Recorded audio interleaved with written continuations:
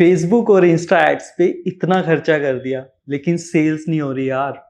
अपना online brand शुरू करना है लेकिन पता नहीं कैसे करें। यार मेरी कोई रील वायरल नहीं हो रही। इन सारे क्वेश्चंस को क्रैक किया हमारे गेस्ट ने, जो अपना एक क्लोथिंग ब्रांड चला रहे हैं और महीने का लाखों का रेवेन्यू कमा रहे हैं विद फेसबुक एड्स ओनली। उनकी हर रील वायरल होती है बिकॉज ही नो कि क्या कंटेंट चल रहा है।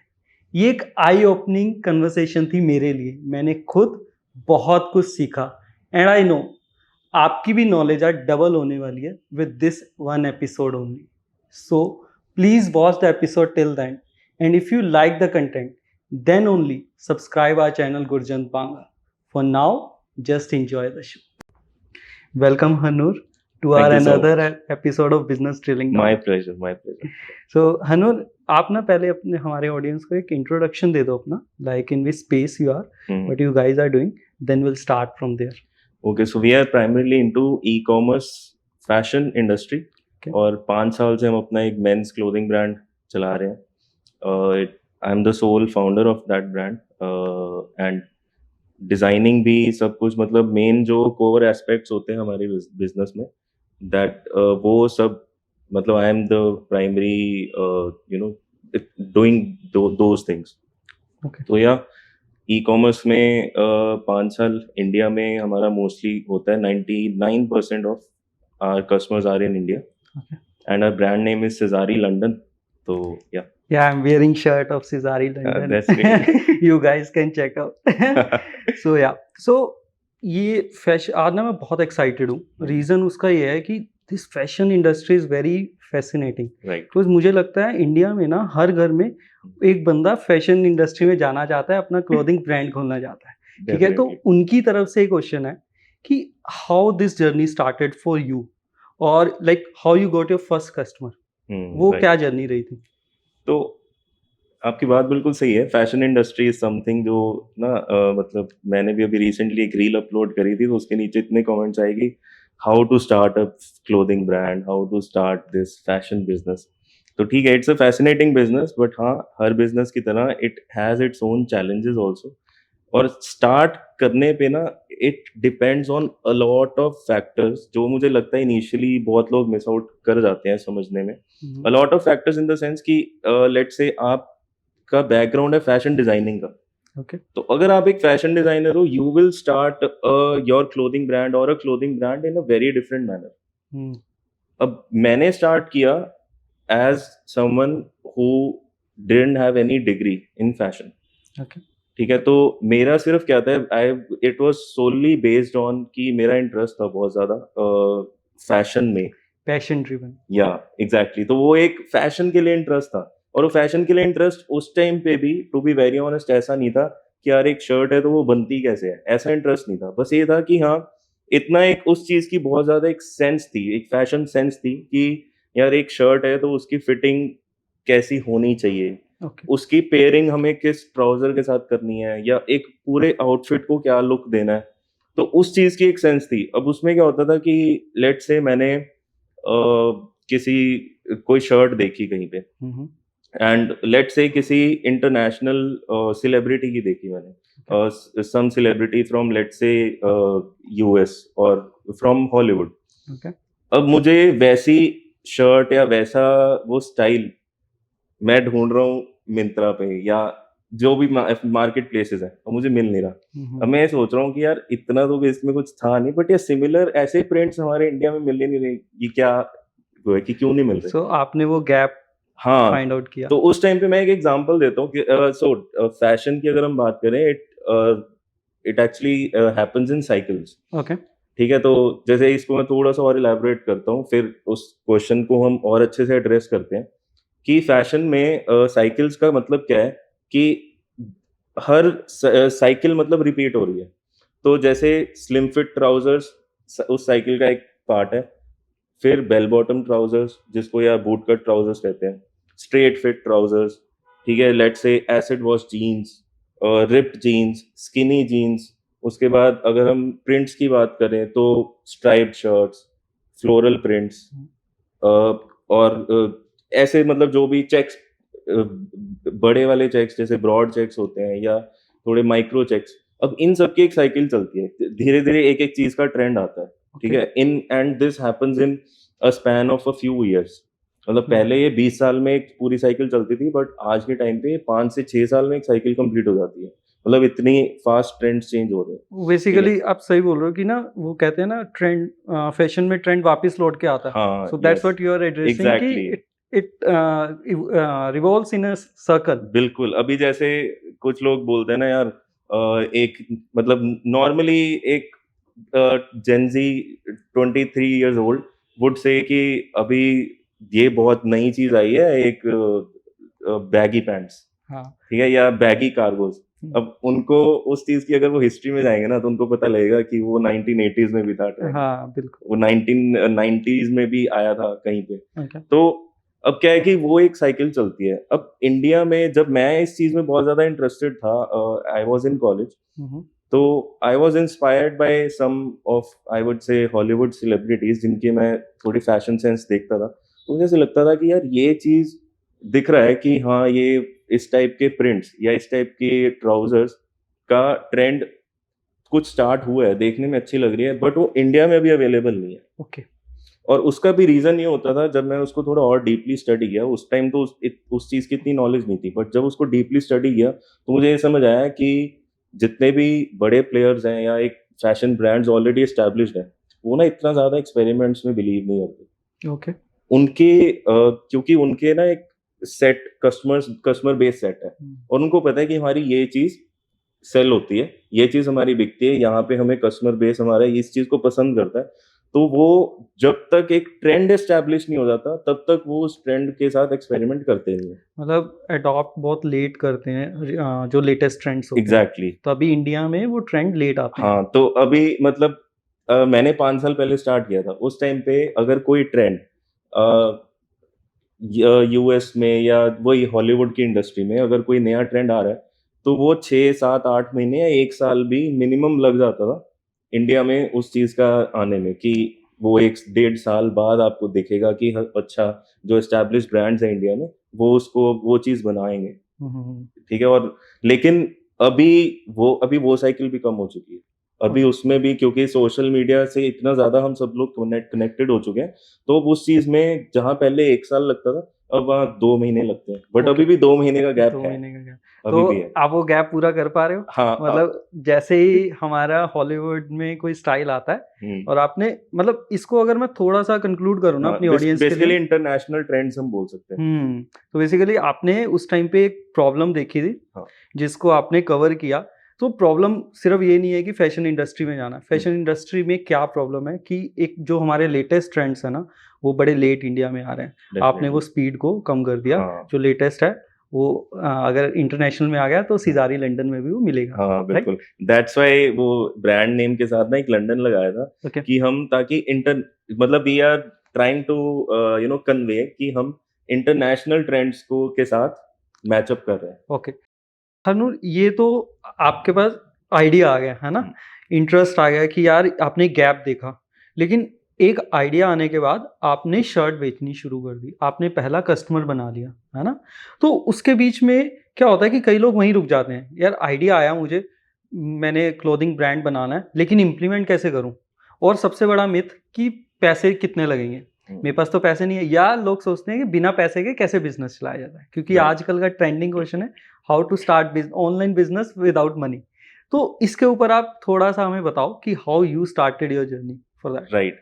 तो लेट्स से मेरे को पता लग गया कि मुझे किस टाइप की चीज़ बनानी है, ठीक है? हुँ, तो बेसिकली एक जिसको हम कहते हैं क्लैरिटी, कि मुझे क्लैरिटी मिली, इतनी क्लैरिटी मिली है अभी सिर्फ़ कि मुझे बनाना क्या है। ओके। अब उसको अगर तो वो मार्केट से बहुत अलग है, कुछ हट के है, हुँ, हुँ, तो डेफ़िनेटली उसकी सोर्सिंग में या उसको जैसे एक प्रोडक्ट वो बनाने में एक्चुअल तो चैलेंजेस तो आएँगे, एंड वो आने ज़रूरी भी हैं, क्योंकि अगर कोई चीज़ आप बिज़नेस में कोई भी ऐसी चीज़ कर रहे हो ना जिसमें बहुत आसान है जिसको बनाना, तो वो डेफ़िनेटली फिर कुछ अलग नहीं है, और उसमें आप कैसे स्टैंड आउट करोगे? अगर वो इतनी आसान है बनानी, तो हर कोई बना ही रहा है वो चीज़। बेसिकली ईज़िली अवेलेबल है फिर आप। हाँ, अगर कोई चीज़ इज़िली अवेलेबल ही है, तो आप उसको बना के मतलब you would get lost in the crowd, हुँ, मतलब हुँ, तो उसमें, तो अगर आपको कुछ अलग बनाना है, तो आपको बहुत ज़्यादा एफर्ट तो उसमें लगेगा, ठीक है, कि अगर एक शर्ट है, कुछ अलग शर्ट बनानी है, उसमें कुछ डिफरेंट है, तो आपको हर जगह से वैसा फैब्रिक या हर जगह से वैसी डिजाइन या हर जगह से वैसी स्टिचिंग नहीं मिल पाएगी। आपको एफर्ट करना पड़ेगा, ढूंढना पड़ेगा कि ये चीज कहाँ बन सकती है। और वो ऐसा नहीं है कि आज के टाइम पे तो वैसे स्पेशली कुछ भी ऐसा नहीं है कि आउट ऑफ रीच हो किसी के भी। ठीक है, अगर आपको कोई भी आप इंटरनेट पे सर्च करके कहीं पे भी जा सकते हो। You can like contact anyone and everyone through just you can just call. Yes yes, you are absolutely right. अगर हमें कोई मैन्युफैक्चरर हमारा बैंगलोर भी है, हाँ आप गूगल पे सर्च करते हो ना तो वो आ जाता है, उसका कांटेक्ट पॉइंट मिल जाता है एंड बिल्कुल। आपको पता चल जाता है यार उसके पास ये चीज अवेलेबल है या नहीं। हाँ, आप दिल्ली में बैठे हो, आप बैंगलोर के किसी मैन्युफैक्चरर को कॉल करके उससे कॉल पे या व्हाट्सएप पे पूछ सकते हो फोटो दिखा के कि ये चीज वो बना देगा नहीं, मतलब वहां तक जाने की भी जरूरत नहीं। Yes yes, definitely. तो स्टार्ट करने के लिए ऑब्वियसली ये माइंड में लेके चलना चाहिए हर किसी को कि एफर्ट लगेगा। ओके। और फिर एक जो बात आ जाती है कि वो मनी वाली जो चीज़ है कि फाइनेंशियल जहाँ तक कि कितने इन्वेस्टमेंट कितनी चाहिए, ये क्या है, तो that also totally depends on कि आप वेयर यू आर, मतलब where are you starting from. मतलब फॉर एग्जांपल अगर मैं एक फैशन डिजाइनर हूँ बैकग्राउंड से, तो मेरा स्टार्ट करने का तरीका बहुत अलग होगा एक क्लोथिंग ब्रांड तो। लेकिन अगर मेरे माइंड में सिर्फ एक आइडिया है, मुझे फैशन डिजाइनिंग नहीं आती, मुझे और जो भी चीज़ें कुछ इन्वॉल्व है मुझे वो नहीं आती, तो देन बहुत चीज़ें फिर अलग तरीके से मेरे को करनी पड़ेंगी। जैसे मैं इसको अगर एक बहुत अच्छे उसमें एक सम अप करूं, तो मेरे हिसाब से ना किसी भी बिजनेस को स्टार्ट करने के लिए 3 चीज़ें होती हैं, that is skills, money, time. Okay अब इन तीनों में से अगर आपके पास कोई 2 चीज़ें भी है ना, तो आपकी गाड़ी चल सकती है। ओके। अब इसमें आप कॉम्बिनेशंस लगा के देख लो, स्किल्स, मनी, टाइम के। लेट्स सपोज आपके पास मनी नहीं है, तो आपको स्किल्स चाहिए और फिर आपको टाइम भी चाहिए। टाइम चाहिए। क्यों? मनी नहीं है तो आप हायर नहीं कर सकते, इनिशियली एक टीम नहीं बना सकते, तो आपके पास एज अ फाउंडर खुद के पास स्किल्स चाहिए। थोड़ा टाइम लगा के आप अपना, जैसे कहते हैं, स्टार्ट करके थोड़ा सा उससे रेवेन्यू जनरेट कर सकते हो, पैसा जनरेट कर सकते हो। फिर आपके पास जब मनी आ जाए, then you can move forward. अब आप एक और कॉम्बिनेशन लेके देख लो कि अगर आपके पास स्किल्स नहीं है लेकिन you have money, you have time, तो आपके पास पैसा है, आप टाइम लगाओ, अच्छे से एक टीम क्रिएट कर लो जिनके पास वो सारे स्किल्स हैं, तो ठीक है, आप कर लो स्टार्ट। अब आपके पास टाइम नहीं है, स्किल्स है और मनी है, तो ठीक है, फिर तो सॉर्टेड है। आपके पास स्किल्स भी है, पैसा भी है, अब आप टीम भी बनाओगे तो आप ऐसे टीम बना लोगे क्योंकि आपके पास स्किल्स है और स्किल्स हैं प्लस पैसे की आपने बार्गेनिंग करनी नहीं है ना फिर। हाँ तो बिल्कुल फिर उसमें टाइम लगाना ही नहीं, आपने हाँ। ढूंढना नहीं है, you will go to the best and get the best. Right. आपको अगर आपके पास स्किल्स है, आप हायरिंग कर रहे हो, आपको पता लग जाएगा कि यार एक मैंने लेट्स से एक डिजाइनर हायर किया मैंने, अब मुझे भी डिजाइनिंग आती है लेकिन मेरे पास टाइम नहीं है, ठीक है, मेरे पास स्किल्स है और पैसा है, लेकिन मुझे डिजाइनिंग आती है, मैंने एक डिजाइनर लेकिन हायर करना है। ओके। तो मेरे को पहली मीटिंग में पता लग जाएगा कि ये डिजाइनर उस लेवल का है या नहीं, तो जिससे टाइम बच गया। जिससे आपका विजन मैच होगा नहीं। हाँ, तो टाइम बच जाएगा, आपका टाइम वेस्ट ही नहीं होगा। लेकिन अगर आपके पास स्किल नहीं है तो आपका टाइम आपको फिर चाहिए। ओके ओके, नहीं तो गॉट। That's the thing. आपने ये चीज ना बड़ी, मुझे लगता है बड़े अच्छे से समझाई है कि एक बिजनेस के लिए क्या चाहिए। तो एटलीस्ट 2 चीजें चाहिए। ऐसा हाँ नहीं है कि जब हम सुनते हैं ना ऑनलाइन बिजनेस, हाँ सबको लगता है ये तो मनी मेकिंग मशीन है, और मुझे लगता है वहीं पे ही हम गलत हो जाते हैं। डेफिनेटली। तो ये आप, ये कंक्लूड मैं यहाँ कर दूं, आपको स्किल्स, मनी और टाइम में से एटलीस्ट 2 चीजें चाहिए, ठीक है। हाँ। फिर आप अगर धंधे को रिस्पेक्ट करोगे तभी धंधा आपको रिस्पेक्ट करेगा, डेफिनेटली। है ना। तो उसके बाद ना जब ऑनलाइन बिजनेस की बात आती है ना, मैं ये लगता है कि ना हम फेसबुक ऐड, मुझे आपका बिजनेस थोड़ा सा है पता है, तो आप फेसबुक एड्स के थ्रू अपने प्रोडक्ट्स इतने सारे लोगों तक लेके गए हो, है ना। नाउ योर ब्रांड, मैं देखता हूँ कि आपके ब्रांड को लोग जानते हैं, you are reach to that stage. और वो कभी घर से शुरू हुआ था, तो ये सब आपने स्टार्ट किया फेसबुक एड्स के थ्रू। और ना लोग, मैंने ऐसे ब्रांड्स भी देखे हैं जो फेसबुक एड्स में पैसा बहुत खराब कर चुके हैं, डेफिनेटली, है ना। तो हमारे ऑडियंस को ना टिप्स और स्ट्रेटजीज बताओ फेसबुक एड्स को एफिशिएंटली यूज करने के लिए। तो फेसबुक एड्स सबको पता है लेकिन सारे यूज नहीं कर पाते ना, वो एक बताओ आप। अब यहाँ पे भी वही एक स्किल्स वाली बात आ जाती है कि आप फेसबुक एड्स एक ऐसी चीज है जो which at times becomes very tricky, क्योंकि प्लेटफॉर्म्स बहुत ज्यादा फास्ट इवॉल्व हो रहे हैं, बहुत ज्यादा रैपिडली चेंज हो रहे हैं ओके। प्लेटफॉर्म्स में। मैं ये सोशल मीडिया प्लेटफॉर्म्स की बात कर रहा हूँ, बिकॉज आपकी जो हम फेसबुक एड्स की बात करते हैं तो it doesn't only run on Facebook, वो इंस्टाग्राम पे भी जाती है। इंस्टाग्राम आज की डेट में बहुत बड़ा एक प्लेटफॉर्म है। हर Instagram has a lot of eyes on it, a lot of attention, a lot of audience. तो फेसबुक एड्स, पहली बात तो ये कि जिसको बिल्कुल भी इस चीज की नॉलेज नहीं है उनको ये पता होना चाहिए कि फेसबुक एड्स का मतलब है कि वो फेसबुक पे भी रन होएगी, वो इंस्टाग्राम पे भी रन होएगी, इंस्टाग्राम रील्स पे भी जाएगी, इंस्टाग्राम स्टोरीज में भी जाएगी, इंस्टाग्राम की फीड में भी जाएगी जहाँ पे फोटोज होती हैं। तो यहाँ पे अब ये समझने की जरूरत है कि फेसबुक एड्स में क्यों लोग इतने ज्यादा फेल हो जाते हैं। You are you have to understand you are competing with the content that is there on the platform. Okay, and not just the fashion content, हाँ you are competing with all over, जो भी बिल्कुल। सारा content है आप उसके साथ compete कर रहे हो। हाँ अब इसका एक प्रैक्टिकल एग्जांपल ये है कि आपने एक एड बनाई हम्म, अपने क्लोथिंग ब्रांड की, अपने फैशन ब्रांड की, उसमें आप एक शर्ट दिखा रहे हो। हम्म, अब अगर वो एड इतनी विजुअली अपीलिंग नहीं है ना, तो it won't even take a second कि जो आपका पोटेंशियल कस्टमर हो सकता था उसने स्वाइप अप किया और आगे कोई ट्रेंडिंग रील आ गई, अच्छा। तो वो भूल ही गया कि मैं इससे पहले क्या देख रहा था। बट ना इस पे मैं ये अभी रिसेंटली हुआ है, इस पे ना मैं बात करना चाहता हूँ कि ये कैसे चेंज हुआ। पहले भी ऐसे था, आपने 2018 में स्टार्ट किया राइट। राइट, उस टाइम भी ऐसे ही था। और व्हेन यू आर सेइंग कि ये एक फेसबुक ऐड हर जगह जाती है, तो पहले तो ऐसा नहीं था क्योंकि पहले रील्स या इतना ट्रेंडिंग नहीं हाँ था, है ना। तो अब इस चीज का फायदा हुआ है या नुकसान हुआ है? ओके, सो एक्चुअल में क्या हुआ ना, मैं बताता हूँ ये चीज, ये पूरा जो स्पेस है ये कैसे इवॉल्व हुआ है। ओके। 5 साल पहले जब मैंने स्टार्ट किया था, तब फोटोज, जिसको हम स्टैटिक पोस्ट भी बोलते हैं, सिंपल फोटोज, उनको अटेंशन मिलती थी। मतलब, और वो कैसे अटेंशन मिलती थी, उसमें भी कुछ रॉकेट साइंस नहीं थी, बहुत इजी था। आपने अच्छी एडिटिंग कर दी, आपकी फोटोज मोबाइल की जगह डीएसएलआर से क्लिक्ड है, अच्छा फेस है फोटो में, कपड़े अच्छे हैं या बैकड्रॉप अच्छा है, तो आपको अटेंशन मिलेगी। In fact I have seen many scenarios जहाँ पे हमने एक एड रन करी, और मतलब लेट्स सपोज 2 एड्स रन करी, एक में हमारा बैकग्राउंड इतना कुछ क्लीन नहीं था या एक बिल्कुल नॉर्मल सी कोई जगह थी, और एक हमने लेट्स से किसी 5 स्टार होटल के लॉबी में क्लिक कर दी। तो वो जहाँ पे हमारा बैकग्राउंड बिल्कुल लग्जूरियस था या बिल्कुल क्लीन था, तो उस फोटो को अट्रैक्शन उस टाइम पे उस फोटो को मिली कि हाँ, लोग उस फोटो को देख के लोग पसंद करते थे, लाइक करते थे, रुकते थे।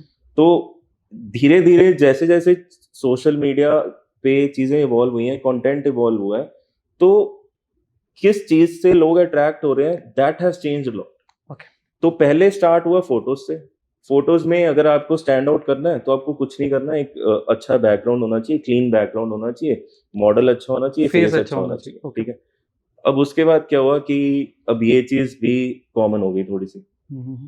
अब now the attention got to कि थोड़ा सा कुछ अलग दिखे फोटोज में, ये नहीं कि सिंपल एक कोई पर्सन खड़ा है या एक मॉडल खड़ा है। तो अब उस चीज से पे को इतनी अटेंशन नहीं मिलती थी, अब मिलती थी अगर कोई कुछ कर रहा है, जैसे कोई अगर एक कैंडिड फोटो है जिसको हम कैंडिड फोटोग्राफी कहते हैं, तो वो चीज की थोड़ी सी अट्रैक्शन उस चीज को मिलने लगी। ओके। उसके बाद जैसे आप देखोगे, इमेजिन इट लाइक समथिंग जो बस धीरे धीरे अब मूविंग की तरफ जा रही है। तो पहले फोटो थी एक स्टैटिक पोज कि बंदा ऐसे नॉर्मली खड़ा है, आ गया, उसके बाद उसको वो कुछ कर रहा है, इट इज इन एक्शन, उस चीज को क्लिक करके फिर वो उस चीज को अट्रैक्शन मिलने लगी। अब जो अटेंशन है that has really shifted towards videos. Videos. और वीडियोस में भी फिर आपके पास स्टोरीज का भी ऑप्शन है और आपके पास रील्स का भी ऑप्शन है, लेकिन जो ज्यादा चल रहा है दैट इज शॉर्ट फॉर्म। कि अगर आप 5 से 6 सेकंड में या अंडर 10 सेकंड्स अगर आप अपने प्रोडक्ट को या जो जो भी चीज आप एडवर्टाइज कर रहे हो उसको अट्रैक्टिव तरीके से दिखा दो, ओके। तो उससे आपकी फेसबुक एड्स पे काफ़ी ज़्यादा अच्छे रिजल्ट्स आएँगे।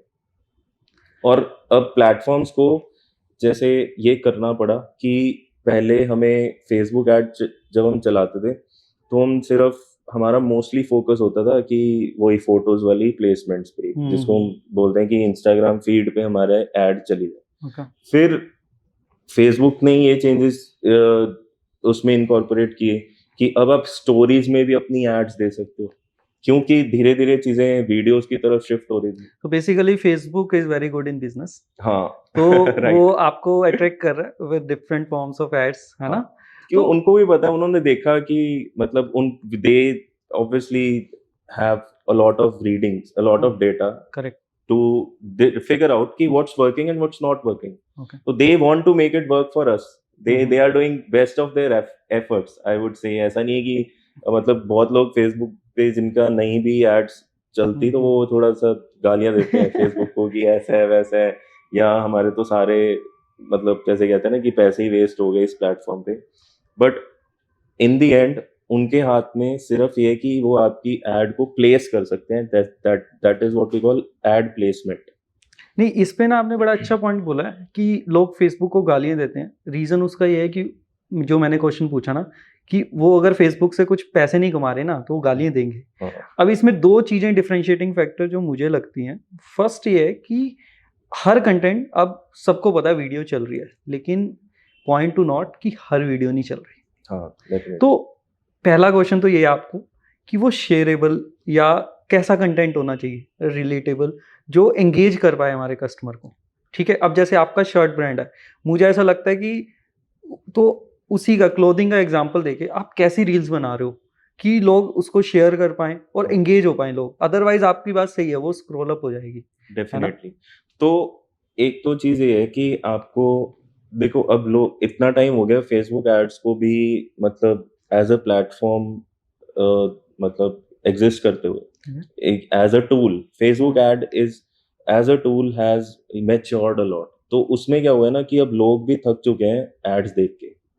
ओके। तो in the first place you have to make sure कि अगर किसी के सामने आपकी ऐड आ रही है ना, तो उनको ऐसे ही लगे कि ये कंटेंट का कुछ है, जस्ट लाइक अनदर तो कंटेंट, बेसिकली वो वो ऐड नहीं है कोई। डोपामिन रिलीज होना चाहिए जो हाँ, हमारा कंटेंट से होता है, क्योंकि हाँ, एड सुन के ना, एडवर्टाइजमेंट सुन के बहुत लोगों को होता है ये लूटने आ गए भाई हमें, हाँ, है ना? बिल्कुल, तो वो बिल्कुल। एक फीलिंग नहीं आनी चाहिए उन्हें, मजा वही आहा मोमेंट वही होनी चाहिए जो कंटेंट हाँ, वो नहीं बिल्कुल। होनी। जैसे ही मतलब आपकी ऐड स्टार्ट हो रही है, अगर मैं वीडियो एड्स की बात करूँ, रील्स की बात करूँ, ओके। तो वो ऐसा नहीं है कि आप ये मत सोचो कि मुझे फर्स्ट सेकंड से ही उसके right from the first second मुझे तो बस बेचना है अपना। ओके। नहीं, you have to do something, you have to create something कि जिसमें एटलीस्ट जो भी उसको देख रहा है 2, 3, 4 सेकंड तो रुके, देखे। हम्म। 5वें सेकंड के बाद 6th सेकंड के बाद आप अपना दिखाओ कि आप क्या सेल कर रहे हो, तो उसको अगर इंटरेस्ट आएगा तो वो फिर definitely it will convert. Very good insight Hanoor. ये मतलब यहाँ पे हम एक कंक्लूड कर सकते हैं कि कोई भी चीज अगर आप ऐड भी कर रहे हो ना, make it interesting as a general, कि हाँ, उसे मजा आ रहा है वो चीज देख के, वो ले ना ले दैट इज एक्स्ट्रा बोनस बिल्कुल। For you and the person. But वो एक कंटेंट अगर वो कंज्यूम कर रहा है ना, उससे वो कंटेंट कंज्यूम कर रहा है, वो मजा आने के लिए वो तो एटलीस्ट आना चाहिए उसको, जैसे राइट? इसका एक एग्जांपल छोटा सा, एक मतलब प्रैक्टिकल एग्जांपल कि हमने एक एड रन करी, एक एड वीडियो एड बनाई। अब वो बहुत लोगों के पास जाएगी, प्लेटफॉर्म पे कोई भी हो सकता है उसको देख रहा हो। अब लेट्स से एक वीडियो एडिटर उसको देख रहा है, तो हो सकता है उसने शर्ट ना बाय करनी हो, लेकिन उसको देख के मजा आ जाए, वो ये उसको सेव कर ले या शेयर कर ले अपने फेलो वीडियो एडिटर्स के साथ, सिर्फ ये दिखाने के लिए कि यार एडिटिंग कितनी अच्छी है। ओके। सो दूसरा पॉइंट जो मैं अब उठा हाँ, उठा सकता हूँ कि एडिटिंग और उस पे भी बहुत डिपेंड करता है, फिर हाँ, आप जो बोल रहे हो बिल्कुल, कि वो क्लीन होनी चाहिए वीडियो जो आप बना रहे हो। It should definitely. Not like इतना सारा कंटेंट है यार, आप सबके साथ कॉम्पीट कर रहे हो, तो उसकी क्वालिटी तो टॉप नॉच होनी चाहिए। क्वालिटी टॉप नॉच होनी चाहिए। You have to be very sound and very skilful, जो भी आपकी वीडियोस बना रहा है, चाहे कोई वीडियोग्राफर है, आप खुद भी अगर एज अ ओनर भी बना रहे हो, तो you have to be very skilful in that. Right. और इसमें ना एक और पॉइंट आपने बोला, जो गालियाँ देते हैं ना फेसबुक को, वो इस वजह से भी देते हैं कि उन्होंने सेल तो की नहीं, लेकिन पैसे सारे बर्बाद हो गए, है ना? तो अब उसके मल्टीपल फैक्टर्स हो सकते हैं। जो एक बेसिक फैक्टर भी हो सकता है, आपका प्रोडक्ट ही अच्छा नहीं है, बिल्कुल। है ना? इट्स नॉट अबाउट कि आपने ऐड डाल दी और वो चल जाएगा, है ना? तो मुझे बताओ, आपने बहुत टाइम से आप कर रहे हो, मुझे बताओ कि ये बजट कैसे फाइनलाइज करें किसी ऐड के लिए या किसी प्रोडक्ट के लिए, कि जहाँ पे हमें पता हो यार कि अब ये प्रोडक्ट नहीं चल रहा, टाइम टू मूव ऑन, या एक फेसबुक ऐड पे इससे ज़्यादा नहीं कर सकते, तो क्या बजट होता है, क्या वो रेशो होती है, अगर तो आप कुछ ठीक है, बताओ? तो फर्स्ट ऑफ ऑल मैं मतलब कोई भी जो फेसबुक एड्स रन करना चाहता है या करता है ना, मैं उसको एक चीज सजेस्ट करूंगा कि अगर आपने एक प्रोडक्ट क्रिएट किया और वो अगर एक्चुअल में रियल लाइफ में किसी को अगर अपील नहीं कर रहा, मतलब you would need to take feedback from people around you, अगर वो अपील नहीं कर रहा तो आप उसकी एड पे ज्यादा स्पेंड मत करो। Okay. First you have to make sure कि अगर आपने एक प्रोडक्ट बनाया तो वो आपके आसपास जो लोग उसको देख रहे हैं ना उनको अपील करे, वो बोले कि यार ये अच्छा बना। अब आप वर्क करना स्टार्ट करो उसकी एडवर्टीजमेंट पे। ओके। और फिर जो बजट डिसाइड होता है वो एक बहुत ही, आई वुड से, एक ट्रिकी गेम है, बिकॉज बजट आपके फेसबुक के अकाउंट की मैच्योरिटी पे भी डिपेंड करता है कि फेसबुक, जैसे अगर आज कोई अकाउंट बनाएगा फेसबुक एड्स रन करने के लिए, तो ये शायद जिनको, मतलब जिन्होंने अभी स्टार्ट नहीं किया उनको नहीं पता होगी ये बात कि वो एक पर्टिकुलर अमाउंट से ज्यादा बजट लगा ही नहीं सकते, फेसबुक अलाउ ही नहीं करता। ओके। तो विद टाइम आपको एक तरह से वो एक लिमिट आपकी बढ़ती रहती है कि now you can spend this much, now you can spend this much, कि अब आप अपनी एड्स पे इतना बजट लगा सकते हो। ये ओवर डेली टाइम रहता है? ये स्टार्टिंग में तो ये विद इन फ्यू डेज ये चेंज होता है, हर दूसरे दिन तीसरे दिन ये स्टार्टिंग में चेंज होता है। बट एक टाइम के बाद, लेट्स से, जैसे हम 5 साल से एड्स रन कर रहे हैं, तो अब हमारे एज सच कोई लिमिट नहीं है, ठीक है? या फिर आई वुड से कि जितना बजट हम चलाना चाहते हैं उसको अगर हम 2x 3x भी कर दें तो हमें कोई इशू नहीं आएगा। मे बी कोई अपर लिमिट एग्जिस्ट करती हो which Facebook never shows you. Okay. Facebook इसको रिवील नहीं करता है कि आपके अकाउंट की कितनी लिमिट है। बस होगा क्या कि आपकी ऑटोमेटिकली आपको पता लग जाएगा प्लेटफॉर्म के अंदर, जो आप उस इन साइट्स में जाओगे कि मेरी ऐड अभी रन नहीं हो रही है, रन नहीं बंद हो हो रही, गई। मेरी ओके। ऐड अभी बंद है। ओके। तो बजट ऑब्वियसली डिपेंड करता है कि आपके पास कितनी इन्वेंट्री है, आपका फेसबुक अकाउंट कितना मैच्योर है, okay. And obviously on on a lot of other things, कि जैसे एक एग्जांपल, एक प्रोडक्ट है वो बहुत अच्छा बन गया, उसकी वीडियो या एड भी बहुत अच्छी बन गई, अब मैंने उसके ऊपर बजट चला दिया लेट्स से 10,000 10,000 पर डे का, लेकिन मेरे पास इतनी इन्वेंट्री नहीं है, या मेरे पास उसके इतने सारे ऑर्डर्स को केटर करने के लिए ऑपरेशंस ही सेटअप नहीं है, ओके। या मेरी एक टीम सेटअप नहीं है, तो वो बहुत चीज़ों पे डिपेंड करता है बजट। ओके। और अगर आपने ऐड चला दी, आपके पास सारा सेटअप है ना, लेकिन प्रोडक्ट नहीं बिक रहा, तो आरओआई है इसमें कुछ कि इतना आपके पास होना, इतना अगर आपके पास इतने ऐड चला के इतने का आपका प्रोडक्ट बिकना चाहिए, otherwise there is no benefit? बिल्कुल। तो इंडिया में क्या है ना, ई कॉमर्स में there are a lot of challenges, जिसकी वजह से आपको एक मार्जिन लेके चलना पड़ता है। कि अगर मैं बात करूं आरओआई की, तो आई वुड सजेस्ट कि अगर आपका 4 से कम आरओआई है फेसबुक एड्स पे, तो आप मत ज्यादा उसमें एफर्ट डालो। 4 आरओआई से अगर कम है मतलब आपके हाँ, पास? मतलब according to me 4 is the threshold, that is 4 ROI का मतलब क्या है कि अगर आप 1,000 रुपीज एड पे स्पेंड कर रहे हो तो आपके ऑर्डर्स, आपको 4,000 रुपीज के ऑर्डर्स आ रहे हैं, दैट इज इनटू 4। या रेशियो है, या तो मतलब इन अनदर वर्ड्स, आपके सेल का 25% से ज्यादा एड्स में नहीं जाना चाहिए। That's a very good point, यही मैं हाईलाइट करना चाहता था कि आपका जितनी भी सेल हो रही है ना, ठीक है आप फेसबुक एड्स पे लगाओ, लेकिन अपने मार्जिन के हिसाब से ऑब्वियसली प्लस माइनस होगा, लेकिन एक नियर अबाउट 20-25% से ज़्यादा मार्केटिंग में या एड्स पे मत स्पेंड करो। That is the threshold from the person जो ये फेसबुक एड्स काफ़ी टाइम से चला। क्योंकि आप बिजनेस कर रहे हो तो definitely you are here to make money, correct. You are here to generate profits, not just revenue. तो आप 25% पे, आई कैन टेल यू कि अगर आपकी बाकी सारी चीजें सॉर्टेड है तो यू विल मेक मनी। 30% पे you will not make loss, but still you can like optimize to bring it back to 25-30। But above 30% अगर आपकी एड कॉस्ट जा रही है तो I can be sure about this कि इंडिया में your e commerce business will not be profitable then. And that is for general, you are telling, For general, for for any everything. E commerce Yeah, business. definitely. तो आपका क्या फिर customer acquisition cost कितनी हो जाती है? तो it depends on the same thing, average order value. अगर हमारा एक ऑर्डर 2500 रुपीज ऑन एवरेज है, ओके तो उसका 1/4 लगा लो कि वो हमारा एक जनरल रहता है in the higher end. Okay तो अगर 2400 को अगर हम इसको राउंड ऑफ कर दें, 2400 का अगर हमारा एवरेज ऑर्डर एक आ रहा है, तो 600 रुपीज हमारे जनरली स्पेंड होते हैं एड।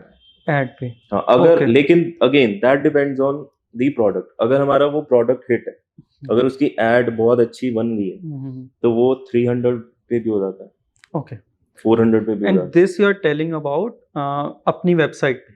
या डेफिनेटली। तो मैंने आपका सिजारी का जो जर्नी देखी है, अभी आपने रिसेंटली मार्केट प्लेसेस पे जाना शुरू किया, या तो मार्केट प्लेस पे जाके फिर वो कस्टमर एक्विजिशन कॉस्ट कम नहीं हो जाएगा? क्योंकि वहाँ पे तो you know platform are supporting you, so why what it took like 4 years for you कि आप मार्केट प्लेसेस पे अभी आए हो? वो क्या रीजन है?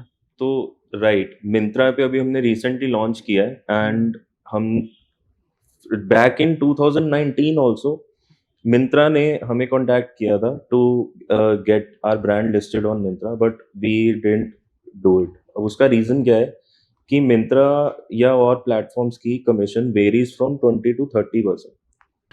हनूर, बट ना मार्केट प्लेसेस में एक ह्यूज कस्टमर बेस है, इतने सारे ब्रांड्स हैं जो एक इट्स लाइक कि एक नया ब्रांड आ रहा है, उसके लिए क्या इजी नहीं हो जाता कि उसे एकदम से इतना एक्सपोजर मिल जाता है? ओके, सो ये भी, इसमें भी एक ट्रिक है कि एक्सपोजर नहीं मिलता है एकदम से, क्योंकि इतने सारे ब्रांड्स हैं एंड मार्केट प्लेसेस प्रेफर मतलब उनकी जो एल्गोरिदम है वो प्रेफर करते हैं कि वो प्रोडक्ट्स को ऊपर दिखाते हैं जिनकी ज़्यादा इन्वेंट्री है, जिनके ज़्यादा रिव्यूज़ अच्छे हैं, जिनके ज़्यादा ऑर्डर्स आ रहे हैं, because they want at the end of they want कि जितना ट्रैफिक आ रहा है ज़्यादा से ज़्यादा कन्वर्ट हो। ओके तो मार्केट प्लेसेस, अगर आप पहली बात तो इनिशियली अगर आपने बिल्कुल स्टार्ट ही किया है, तो internal, like this is a harsh truth, कि इंटरनल लिंक्स के बिना you will be not be able to list on platforms like Myntra. But Amazon में इजी है? अमेजोन पे आप कर सकते हो, okay but then again Amazon के अपने बहुत सारे चैलेंजेस हैं। ठीक है, Okay. अमेजोन पे यू हैव टू रन जो उनकी इंटरनल एड्स होती हैं, तो वो Okay. मार्केटिंग वो भी तुम्हें करनी पड़ेगी। तो वो घूम फिर के जो कॉस्ट ऑफ कस्टमर एक्विजिशन है वो बहुत हाई जाएगी, और इनिशियली आप नहीं सोच सकते कि हम प्रॉफिटेबली ज़्यादा कर पाएंगे, क्योंकि और भी बहुत सारी चीज़ें आएंगी प्लेटफॉर्म्स पे जो आपके कंट्रोल में नहीं है। Okay. लेकिन अगर आप अपनी वेबसाइट पे कर रहे हो तो आपके पास बहुत सारी चीज़ें अपने कंट्रोल में है, एंड आपको कितना जल्दी अपने ब्रांड को स्केल करना है ये भी आपके कंट्रोल में है। ओके बट मार्केट प्लेसेस पे वो टाइम लगाएंगे, पहले वो कुछ प्रोडक्ट्स आपके दिखाएंगे, विजिबिलिटी मिलेगी आपको, ठीक है, फिर ऑर्डर्स आएंगे, they will check reviews, they will check कि उसमें कितने रिटर्न्स आ रहे हैं या कितने नहीं आ रहे, और उसकी क्वालिटी फीडबैक क्या है। उसके बाद अगर वो सब कुछ सॉर्टेड है तो धीरे धीरे आपके प्रोडक्ट्स को ऊपर पुश किया जाएगा, और उनको ये, उनके पास सारा डेटा है, ये भी डेटा है कि आपके पास कितनी इन्वेंट्री है। तो अगर आपकी इन्वेंट्री ज़्यादा नहीं है तो भी आप ज़्यादा ऊपर नहीं आ सकते हैं विजिबिलिटी। तो बेसिकली आप बोल रहे हो कि एकदम से मार्केट प्लेस में आपको, मैं कहता हूँ जैसे मॉल की तरह होता है ना, हाँ। तो आपको प्राइमरी स्टोर नहीं मिलेगा, है ना? तो Right. और नोबडी चेक्स, मुझे लगता है कि आपका अगर प्रोडक्ट दूसरे या तीसरे पेज पे आ रहा है ना, तो नोबडी चेक्स आफ्टर हाँ। फर्स्ट पेज, है ना? तो उसकी कोई ट्रिक्स भी हैं? ओके, सो उसके ट्रिक्स, आई थिंक ये एक अनदर टॉपिक है जो अगर मतलब जिसका एक अलग से ही पूरा एक पॉडकास्ट बन सकता है। बनाएंगे फिर। And the topic is like has to be called as growth hacking.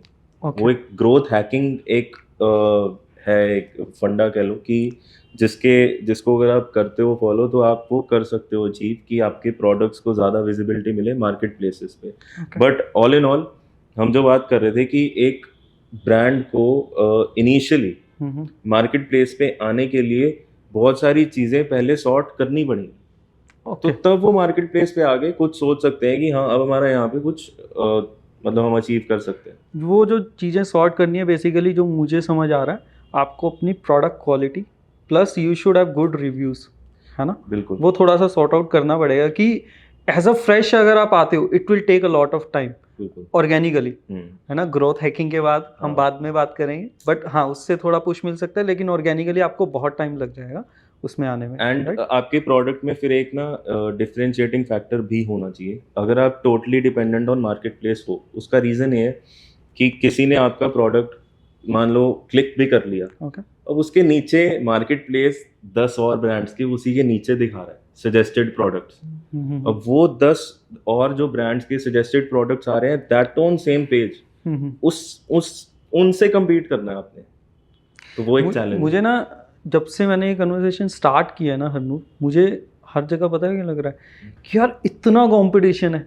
Content बनाने जा रहा हूँ, मतलब मैंने मिलियन भी कम बोल रहा हूँ, मतलब बिलियन ऑफ कंटेंट के साथ मैच करना है। अभी या मैं अब आपसे बात कर रहा हूँ मार्केट प्लेस की, तो आप बोल रहे हो इतने सारे ब्रांड्स है, उसमें अपनी जगह बनानी है ना। बिल्कुल। तो पहली बात तो ये कि ऑनलाइन ब्रांड अगर आपको बनाना इतना ईजी नहीं रहने वाला, हाँ।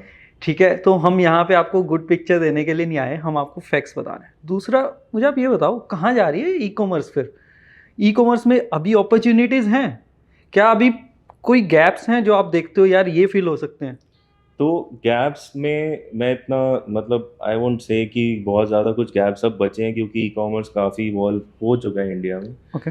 जो गैप्स थोड़े से हैं वो भी कहाँ पे हैं कि टीयर 1 टीयर 2 सिटीज़ तो अब अच्छा खासा ई कॉमर्स में इन्वॉल्व हो चुकी हैं, ओके।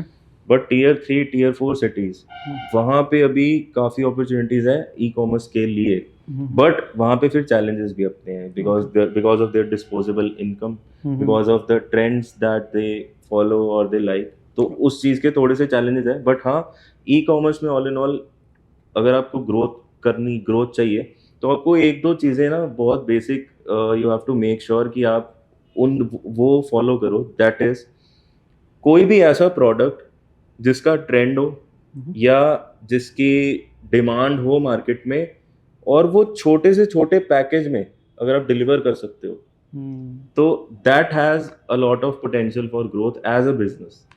ये आपका पॉइंट ना बहुत वैलिड पॉइंट है। ये अशनीर ने भी बोला था, अशनीर ग्रोवर ने, Right. कि आप कोई भी प्रोडक्ट बना रहे हो ना, उसमें पहले तो ट्राई करो कि आपको प्रोडक्ट बेचना, देने ना जाना पड़े। हाँ। अगर देने जाना पड़ रहा है तो उसको कितना स्मॉल आप पैकेज कर सके वो डिलीवर कर सकते हो, बिल्कुल, है ना। क्योंकि उसमें बहुत ज़्यादा टेक्निकल फैक्टर्स इन्वॉल्व हैं कि अगर आपका प्रोडक्ट एक पर्टिकुलर डायमेंशन से ज़्यादा में पैकेज्ड है तो आपकी कोरियर की कॉस्ट, लॉजिस्टिक्स की कॉस्ट डबल हो जाती है। तो और इंडिया में एक बहुत बड़ा चैलेंज एक ये है ना कि हर किसी को कैश ऑन डिलीवरी चाहिए। यस, ठीक है, एवरीवन वुड नॉट ट्रस्ट कि वो पहले से आपको प्री पे कर दें और उसके बाद आप 4 दिन 5 दिन या एक हफ्ता लगा के उनको प्रोडक्ट डिलीवर कर रहे हो। तो एवरीवन वांट्स कि यार मेरे दरवाजे तक प्रोडक्ट पहुंच जाएगा, मैं उसके बाद पे करूँगा। स्पेशली जब आप नए हो फिर हाँ, तो लोग वैसे स्पेशली ही नहीं। डेफिनेटली, तो उनको cash Trust on delivery India में चाहिए। अब कैश ऑन डिलीवरी में अलग से फिर वो चैलेंजेस आ जाते हैं। वो मैं चैलेंजेस की डिटेल में ज़्यादा ना जाके आपको सिर्फ एक डेटा का नंबर देता हूँ कि अगर आपने 100 ऑर्डर्स कैश ऑन डिलीवरी के शिप किए हैं, आपको लग रहा है कि ये 100 के 100 ऑर्डर्स मेरे कस्टमर्स रिसीव कर लेंगे, तो ऐसा नहीं होने वाला। Okay. 100 orders you ship on cash on delivery, उसमें से 20 ऑर्डर्स या 25 ऑर्डर्स आपके वापस आएंगे और वो without getting delivered, overhead cost है ब्रांड्स के लिए, और उसमें आपकी डबल कॉस्ट लगेगी लॉजिस्टिक्स की, आपके कोरियर की। अगर आप 100 रुपये में डिलीवर कर रहे थे तो वो जब वापस आएगा तो you will B charge 200 rupees. Okay. तो इसलिए आपको कोशिश करनी है कि छोटे से छोटे पैकेज में मैं एक प्रोडक्ट डिलीवर करूं जिसकी वैल्यू है, जिसकी डिमांड है। जैसे फॉर एग्जांपल मेंस की कैटेगरी में स्किन केयर, तो मेंस का skin care is one of the growing things. मुझे लगता है as a whole beauty industry is growing because of this, because उनकी अगर आप जस्ट एग्जांपल लूँ, मैक की लिपस्टिक इज इतनी सी लिपस्टिक इज ऑफ वर्थ 2200 2500, है ना। तो आपका ऑर्डर वैल्यू भी ज़्यादा है और पैकेजिंग बहुत कम है। बिल्कुल, डेफिनेटली। तो उस केस में आपके प्रॉफिट मार्जिन आप बहुत सही मैनेज कर सकते हो। एंड ऑल्सो जो आपके ऑर्डर्स वापस आ रहे हैं विदाउट गेटिंग डिलीवर्ड, उसमें आपकी जो पैकेजिंग है वो भी वेस्ट हो रही है। Okay. तो अगर आपकी पैकेजिंग भी कम साइज की है तो उतनी वेस्टेज आपकी कम हो रही है। और ये डे वन से प्रॉफिटेबिलिटी अचीव कितना मुश्किल है? ओके, सो डे वन से प्रॉफिटेबिलिटी अचीव हो सकती है, all depends on the skill of the founder. Skill of the founder, बिल्कुल। वो तो एक स्किल बताओ हमें। तो बहुत it depends on the business, ठीक है, Okay. कि किस बिजनेस में हो आप, तो और उसमें किस टाइप का स्किल आपके पास है। जैसे मैं किसी भी इंडस्ट्री में हम इसका एग्जांपल ले सकते हैं, लेकिन अगर मैं अपने एक क्लोथिंग ब्रांड के केस में एग्जांपल लूँ, तो या आप चलो हम जनरल बात करते हैं, किसी भी बिजनेस में आपको ये ध्यान रखना है कि जो भी मेरे कोर पिलर्स हैं बिजनेस के, कोर पिलर्स यानी अगर एक क्लोथिंग ब्रांड है तो उसमें डिजाइनिंग एक बहुत इंपॉर्टेंट चीज़ है, ठीक है, उसमें प्रोडक्शन एक बहुत इंपॉर्टेंट चीज़ है, फिर उसमें कंटेंट क्रिएशन स्पेशली ई कॉमर्स में बहुत इंपॉर्टेंट चीज़ है। अब जो भी चीज़ें बहुत इंपॉर्टेंट वाली हैं जिसके बिना तो मतलब बिजनेस चल ही नहीं सकता, उसमें जो भी चीज़ें सबसे ज़्यादा कॉस्ट करती हैं, अगर आपके पास एज अ फाउंडर उसका स्किल है, तो आप वहाँ पे अपनी प्रॉफिटेबिलिटी फर्स्ट डे से जनरेट कर सकते हो। तो बेसिकली इनिशियली जितना काम हो सकता है आप खुद करो, है आप ना? खुद भी कर सकते हो, फिर अगेन डिपेंड्स ऑन कि अगर आपके पास पैसा नहीं है, स्किल है, टाइम है, तो आप खुद करो, टाइम लगाओ। लेकिन अगर एक इसमें ऑप्शन और भी है कि आपको वो चीज़ आती है, लेकिन आप उसकी एक टीम बिल्ड करना चाहते हो, तो you can hire like inexperienced people, और इनएक्सपीरियंस टीम आप एक हायर कर सकते हो, उनको आप सिखा सकते हो, स्किल उनके और ब्रश अप कर सकते हो। तो इस तरीके से भी आप अपनी प्रॉफिटेबिलिटी या अपने एक्सपेंसेस को कंट्रोल कर सकते हो। तो आपसे बात करते हुए ना मुझे ऐसा लग रहा है कि जब भी आप एक ब्रांड बना रहे हो ना, तो आपको ना 360 सोचना है। अब इसमें हम करते करते ना कहीं एक टिप आ गई है कि आप कैसे अपनी इनिशियल टीम हायर कर सकते हो, कि आप उसे इनएक्सपीरियंस रख सकते हो, लेकिन आपके पास स्किल होनी चाहिए ताकि आप उन्हें सिखा सको, है सिखा ना? भी सको, और इनएक्सपीरियंस टीम सही काम कर रही है नहीं कर रही, उसको आप इनिशियली वैलिडेट इनिशियल कर डेज पाओ। में ही फिगर आउट कर सको। ओके। ये ना हो कि आपने एक टीम हायर तो कर ली, या दो, चाहे 2 लोगों की, 3 लोगों की, किसी भी डिपार्टमेंट में या किसी भी काम को करने के लिए, या किसी भी प्रोजेक्ट को करने के लिए आपने 3 लोग, 4 लोग, 5 लोग हायर कर लिए, इनएक्सपीरियंस है वो, अब उनके पास भी उतना स्किल नहीं है, आपके पास भी नहीं है, तो आपको ये देख पता लगने में ही बहुत टाइम और आपका पैसा वेस्ट हो चुका होगा कि इन्होंने जो काम किया वो सही काम किया है नहीं किया। ओके, वो आपकी बात बिल्कुल सही है। अगर आपके पास खुद स्किल होगा ना, तो आपको डे वन से, जो हमने पहले बात भी की है, या बंदा देख के पता चल जाएगा कि इसको मैं बिल्कुल सिखा भी सकता हूँ या नहीं। सिखा भी अगर सकता हूँ, और प्लस इसको जो आता है वो कितना मतलब मेरे लिए यूजफुल है, यूजफुल है। या तो इसमें इतने सारे खर्चे हैं, तो मुझे बताओ आपके स्पेशली क्लोथिंग ब्रांड में कितना प्रॉफिट मार्जिन इज, मतलब इतना तो होना चाहिए मिनिमम, यू सी। मैं मेरे हिसाब से अगर अगेन इट डिपेंड्स अपॉन कि आप किस लेवल पे बिजनेस करना चाहते हो या कर रहे हो, ओके। एंड वो लेवल डिपेंड करता है कि आपके पास कितना इंफ्रास्ट्रक्चर है। ओके। अब लेट से आपके पास इतना इंफ्रास्ट्रक्चर और इतनी कैपेसिटी और इतना कैपिटल आपके पास है कि आप एक मंथ के 1 लाख ऑर्डर्स या 50,000 ऑर्डर्स या 30,000 ऑर्डर्स एक मंथ में अगर आप कर सकते हो, आपके पास इतना इंफ्रास्ट्रक्चर है, तो आपकी अगर प्रॉफिटेबिलिटी 4 से 5% या 3% भी है ना, तो भी इट वर्क्स। ओके, बट तो आप अगर क्वांटिटी पे अगर खेल रहे हो हाँ, तो। अगर आप क्वांटिटी पे खेल रहे हो, लेकिन अब मैं देखता हूँ बहुत ऐसे बिजनेसेस गलती क्या करते हैं ना, उनकी वॉल्यूम ज़्यादा नहीं है, उनके पास इंफ्रास्ट्रक्चर भी नहीं है कि वो ज़्यादा वॉल्यूम को कर पाएँ, लेकिन वो तब भी सिर्फ मार्केट के साथ compete करने के लिए या कंपटीशन की वजह से प्रॉफिट्स को बिल्कुल किल कर देते किल हैं। कर देते हैं, और अपने प्रोडक्ट्स की प्राइसिंग उस हिसाब से कर देते हैं कि यार नहीं भी कमाया तो भी चलेगा, अभी चला लेंगे।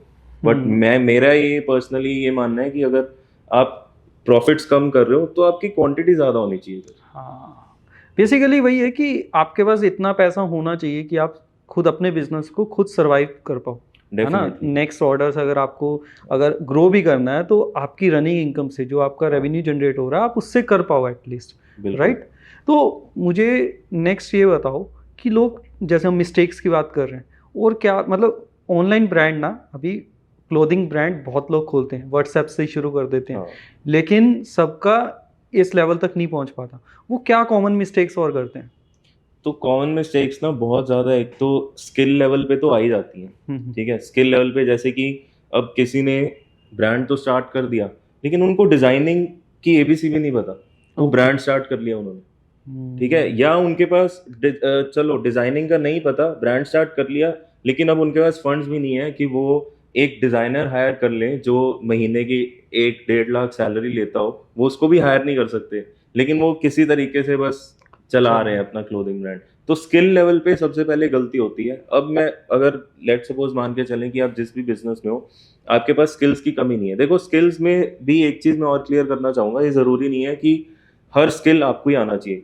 You have to figure out कि मेरे इस एक पर्टिकुलर बिजनेस में क्या क्या चीजें करने की जरूरत है जो बहुत क्रूशियल टास्क है। उस क्रूशियल टास्क में आपके पास अगर स्किल है तो आप वहाँ पे कॉस्ट सेव कर सकते हो। अगर आपके पास स्किल नहीं है तो you have to make sure कि आपकी टीम में वो स्किल्स हों, आपकी टीम के पास वो सारे स्किल्स हों, तो आप क्या, ताकि बिजनेस सही से रन कर पाए। अब मैं मान के चलता हूँ कि आपने वो स्किल सेट वाला जो कोटा है वो अपना कंप्लीट कर लिया, वो टिक कर लिया, वो टिक मार्क है। अब आपके पास स्किल है, चाहे खुद के पास है चाहे आपकी टीम के टीम के पास। पास। ओके अब फिर जो प्रॉब्लम्स आती है ना, वो आती है ऑपरेशनल लेवल पे, okay specially in e commerce. Operations E commerce में एक बहुत ही क्रूशियल पिलर है। जैसे मैंने आपको बताया कि अगर आपकी पैकेजिंग कॉम्पैक्ट नहीं है तो आपको पता ही नहीं लगेगा। बहुत सारे मैंने ऐसे फाउंडर्स देखे हैं ई कॉमर्स में, उनको पता ही नहीं था कि यार अगर मैं अपने बॉक्स को 2 सेंटीमीटर छोटा कर देता हूँ या अपनी पैकेजिंग को 2 सेंटीमीटर छोटा कर दूंगा तो मेरी लॉजिस्टिक्स की कॉस्ट आधी रह जाएगी। उनको ये चीज़ पता ही नहीं है। वो ऑपरेशंस में उतना या तो खुद उतना डीपली गए नहीं, या उनकी टीम में कोई था नहीं जो ऑपरेशंस में उतना डीपली जाके उस चीज़ को समझ पाए। And that's a very good insight कि आप मतलब सिर्फ एक पैकेजिंग साइज के हिसाब से आप अपना कितना पैसा बचा सकते हो। बिल्कुल, on every order you can actually save, like regardless of whatever you are selling. अगर आप एक पर्टिकुलर साइज से थोड़ा सा कम करके अपने पैकेजिंग को बना लो तो आप on every order 100 to 200 rupees आप सेव कर सकते हो। तो Okay. ये ऐसी इस लेवल की जो ऑपरेशनल लेवल पे, ग्राउंड लेवल पे चीजें आती है ना, इसकी नॉलेज की बहुत कमी है लोगों को, इसकी इन्फॉर्मेशन लोगों के पास नहीं होती, क्योंकि शायद मुझे ऐसा लगता है कुछ लोग ना उस चीज़ की इतनी पेन ही नहीं लेते। वो सोचते हैं कि बस चला रहे हैं, जैसे चल रहा है चल रहा है। तो मैं अगर इसको समराइज करूँ ना, तो आज मुझे लगता है कई लोगों के ना वो ना करेज भी टूटेगा कि यार सबको ब्रांड शुरू करना है ना, लेकिन आप कोई भी ब्रांड शुरू कर रहे हो ना, जो हमें एक स्किल सेट चाहिए उसके लिए पहले उस पर इन्वेस्ट करो। Once you get the skill set then start jump into this. बिल्कुल, otherwise it will be a short term game जिसमें आप मोस्ट प्रोबेबली लूज करोगे। मैं इसका एक सिंपल सा तरीका बता देता हूँ। अगर किसी को कोई भी बिजनेस स्टार्ट करना है ना, ओके तो वो थोड़ा सा रिसर्च करके ना ये फिगर आउट कर ले कि इस बिजनेस के मेरे सबसे क्रूशियल रोल्स क्या है, इस बिजनेस में क्रूशियल टास्क क्या हैं जो मुझे करने हैं। ओके उन टास्क के लिए आप अपने स्किल सेट डेवलप जहाँ कर सकते हो करो, नहीं कर सकते तो एटलीस्ट उसकी इतनी इन्फॉर्मेशन ले लो कि अगर उसके लिए आप किसी को हायर कर रहे हो तो आप गलत हायर मत करो। राइट मतलब आप हायरिंग के लिए एटलीस्ट आपको ये पता होना चाहिए एंड रिजल्ट क्या होएगा उसका। राइट तो ताकि आप हायर अच्छे से कर पाओ। इनफैक्ट मतलब एज अ फाउंडर ये चीज़ इतनी इंपॉर्टेंट है, मतलब मेरे पर्सनल एक्सपीरियंस से I have worked with HRs also जो हायरिंग मैनेजर, हायरिंग पूरी मैनेज करते हैं। ओके वो लोग भी बहुत बारी कई पोजीशंस के लिए गलत हायरिंग कर देते हैं। इट्स नॉट ऑलवेज कि अगर आप एक हायरिंग मैनेजर को अपॉइंट कर लो तो वो आपके लिए सारी हायरिंग सही कर देगा। वो लोग भी गलत हायर कर देते हैं। क्यों? क्योंकि जब तक वो स्किल की पूरी नॉलेज नहीं है या उस स्किल की पूरी इनसाइट्स नहीं है तो तब तक आपको वो चैलेंजेस आते रहेंगे ना। कि तो बेसिकली बहुत ज़्यादा एम्फसाइज किया इसमें कि आप अपनी टीम, जो आप टीम बिल्ड कर रहे हो ना, वो आपके सारे स्किल सेट जो आपको चाहिए एक बिजनेस चलाने के लिए वो कंप्लीट होने चाहिए, वो कंप्लीट होने है ना। और ये यहाँ पे ना टीम हायरिंग का भी मुझे लगता है बड़ा अच्छा सॉर्ट आउट तरीका है कि आप ये नहीं 2 डिज़ाइनर कर लो और प्रोडक्शन के लिए या जो भी है आप एक एक स्किल सेट पहले कवर करो कि मेरे एक एक स्किल सेट मेरा कवर होना चाहिए। Then I will think upon कि मुझे एक्सपेंड कैसे करना उस चीज़ को। राइट। अब ई कॉमर्स में बहुत लोग फेल हुए भी हैं, अभी भी हो रहे हैं, आगे भी होंगे। मतलब इनफैक्ट मैं तो जितने लोगों को मिला हूँ, ज़्यादातर जो ई कॉमर्स में कर चुके हैं, कुछ ना कुछ अपना ट्राई कर चुके हैं, ज़्यादातर लोग मेरे को ऐसे मिलते हैं जो who did not make it। Reason मतलब तो उसमें वही, अब रीज़न क्या है, उसमें इतने सारे रीजंस इन्वॉल्व हो सकते हैं कि मैं एक एग्जांपल देता हूँ कि किसी का डिज़ाइन बहुत अच्छा है लेकिन उनको कंटेंट क्रिएशन बिल्कुल नहीं, उस चीज की मतलब कंटेंट क्रिएशन की उन्होंने बिल्कुल वर्क नहीं किया, तो अब उनका पूरा का पूरा बिजनेस फेल हो जाता है, क्योंकि ई कॉमर्स बिजनेस का कंटेंट क्रिएशन एक बहुत क्रूशियल पिलर है। ओके। तो अब अगर आपका सारा कुछ सही है, सिर्फ कंटेंट सही नहीं है ना, तो ओके। तब भी आपको समझ नहीं आएगा कि क्या वर्क नहीं कर रहा है और अब फेल हो जाओगे। एंड मैंने ऐसे भी ब्रांड्स के साथ वर्क किया है, मतलब I have some of friends in the same industry who came to me कि यार this is the product we have, ऐसे ऐसे हम चीजें कर रहे हैं बट इट्स नॉट वर्किंग। तो मतलब बिलीव मी, प्रोडक्ट भी वही, उनकी टीम भी वही, सब कुछ सेम, सिर्फ उन्होंने जो कंटेंट अपनी एड्स पे लगाया हुआ था, वो कंटेंट में एक फोटो दो फोटोज चेंज करके उनका वही प्रोडक्ट बेस्ट सेलर प्रोडक्ट बन गया, जो वो कह रहे थे कि ये we are not able to sell it. हाँ, और इससे बड़ी अच्छी पॉइंट ये भी आता है, चलो skill set obviously you are trying to focus on key skill set, एक स्किल सेट मिस होने से भी पूरा आपका बिजनेस ही राइट, खराब हो सकता है। लेकिन how crucial is social media यार, बहुत मतलब ज़्यादा। मार्केटिंग, इंस्टाग्राम, फेसबुक कितना इंपॉर्टेंट पार्ट हो चुका है अगर आपको कोई ब्रांड बनाना है। डेफिनेटली अब तो इनफैक्ट बहुत ज़्यादा, जैसे कहते हैं ना कि बहुत ज़्यादा अटेंशन जो है, बहुत ज़्यादा लोगों का जो टाइम है वो जा रहा है सोशल मीडिया पे।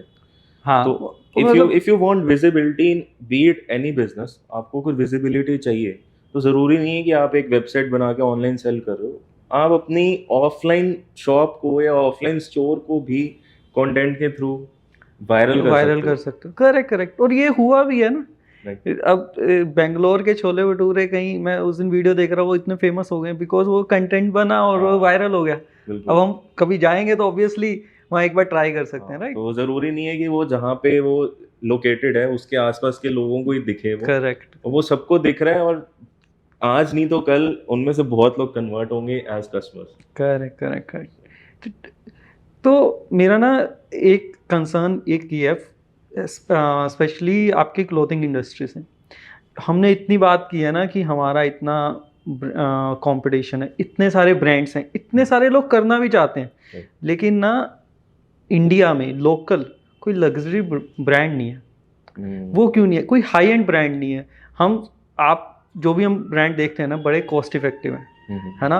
एक लेकिन हमें जब हाई एंड प्रोडक्ट चाहिए ना, तो हम फिर वही बाहर जो ब्रांड है, वो बेशक इंडिया में बन रहे हैं, कहाँ बन रहे हैं, हम उन्हीं की तरफ जाते हैं। तो वो क्या रीज़न है? बिल्कुल, तो उसका एक बहुत फंडामेंटल रीज़न है, वो ये है कि लोगों को लगता है, सबको लगता है जनरली कि लग्जरी ब्रांड या एक लग्जरी प्रोडक्ट बनता है उसके प्राइसिंग से, but that is not the whole truth. Okay. एक प्रोडक्ट या एक ब्रांड लग्जरी बनता है फ्रॉम इट्स लेगेसी, कि वो कब से उस चीज़ को कर रहे हैं। ओके। तो इंडिया में एंटरप्रेन्योरशिप की वेव आए ज़्यादा टाइम तो हुआ नहीं है, हाँ। तो we don't have many brands जो लेट से 100 साल पुराने इंडिया से ही ओरिजिन होके और अभी तक टिके हैं, अभी तक चल रहे हैं, या जिनकी लेगेसी को कैरी फॉरवर्ड किया गया है और उनके कस्टमर्स भी मल्टीप्लाई हुए हों। तो ऐसे केसेस हमारे पास इन स्पेशली इन क्लोथिंग इंडस्ट्री बहुत कम है, क्योंकि ट्रेंड्स चेंज होते हैं, बहुत सारी चीज़ें चेंज होती हैं। अब तो मतलब जो चीज़ 50 साल पहले थी, अब वो बिल्कुल आज की डेट में बिल्कुल डिफरेंट है। जैसे 50 साल पहले या 20 साल पहले भी जैसे प्रोडक्ट सेल होते थे, अब आज सेलिंग का तरीका ही बिल्कुल अलग हो चुका है। तो दैट इज़ द थिंग कि इंडिया में डेफिनेटली आई बिलीव आएंगे लग्जरी ब्रांड्स, बट शायद वो अभी कुछ साल लगेंगे उस चीज़ को आने में, क्योंकि एक ब्रांड जब 40 साल 50 साल या 60 साल पुराना हो जाता है ना, तो उन्होंने इतनी इंफ्रास्ट्रक्चर बिल्ड कर लिया होता है, इतनी चीज़ें उन्होंने फिगर आउट कर ली होती हैं कि फिर they are at that stage कि वो उस प्रोडक्ट को इतना परफेक्ट बना सकते हैं कि उसमें कोई इम्परफेक्शन है ही नहीं है। एंड उनका then they charge you know 10x the amount of what they basically yeah, जब उस लेवल पे आप प्रिसीजन से कोई चीज़ देते हो ना, तो उसका मुझे लगता है वो हर एफर्ट का ना 10x प्राइस होता रहता डेफिनेटली है ना। तो बट अगर मैं आज की डेट में बात करूं, जैसे एक नॉर्मल कोई ब्रांड की शर्ट है और एक हाई एंड ब्रांड की शर्ट है, क्या डिफरेंस होगा? आप छोड़ दो, एक दो प्रोडक्ट आपके सामने पड़े हैं, उसमें क्या डिफरेंस है? मैं क्यों पूछ रहा हूँ आपसे, क्योंकि आपने डिज़ाइन को प्लस क्लोथिंग को बहुत बहुत बारीकी से देखा है। तो Right. क्या फ़र्क आया था फिर वहाँ पे? तो उसमें टेक्निकल से लेके एक लेमैन तक के भी बहुत सारे डिफरेंस आ जाएंगे। मतलब अगर मैं एक एज अ लेमन बात करूं तो सबसे पहला डिफरेंस ये आएगा ना कि आपको एक अगर कॉस्ट इफेक्टिव प्रोडक्ट है तो उसमें देखो कहीं ना कहीं तो कॉस्ट कटिंग हुई है।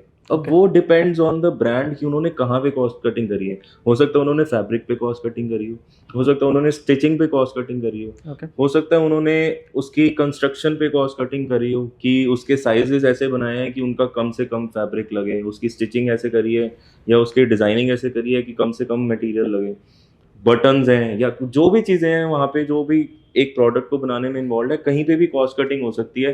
कुछ ब्रांड्स हर चीज़ में ही कॉस्ट कटिंग कर देते हैं तो वो और कॉस्ट इफेक्टिव प्रोडक्ट बन जाता है। लेकिन जो कहीं पे भी कॉम्प्रोमाइज़ नहीं करते या कहीं पे भी कॉस्ट कटिंग नहीं करते तो फिर वो थोड़ा हायर एंड पे चला जाता है। And I think those brands और those founders deserve to sell their products at a certain price, क्योंकि वो कहीं पे कॉम्प्रोमाइज नहीं कर रहे। कॉम्प्रोमाइज करना बहुत आसान है, Okay. क्वालिटी प्रोवाइड करना is still a bit challenge.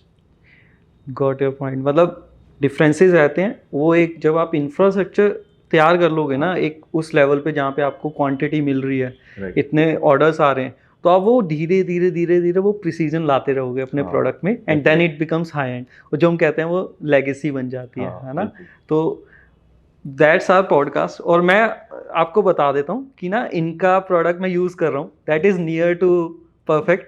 I am trying it, I am wearing it now, so you guys also can check out. I will give the link below, सिजारी London का link दूंगा मैं, तो आप definitely try कर सकते हो। Definitely जैसे मैंने एक्सप्लेन किया कि अगर कॉस्ट इफेक्टिव कोई चीज़ है तो वहाँ पे कॉस्ट कटिंग हुई है।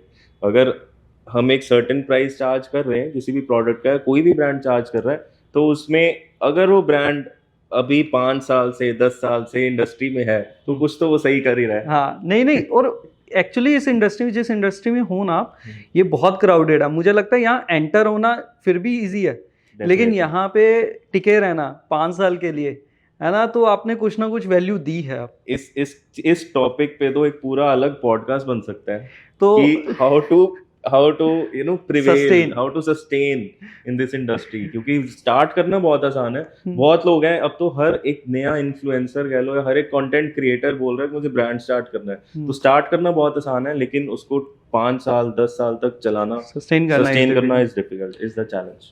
तो दैट्स आवर पॉडकास्ट हनूर। और इस पॉडकास्ट में ना हमने 2 टॉपिक बता दिए हैं जो जिसपे एक अलग से पूरा पॉडकास्ट बन सकता है। तो मतलब आप 2 बार तो और आ रहे हो हमारे चैनल पे। Definitely but thank you so much for today, और आई होप आपको मजा आया होगा। बहुत मजा आया मुझे। चलो, that's great. Thank you Thank you so so much much. हनूर, Thank you thank so you much. Everyone.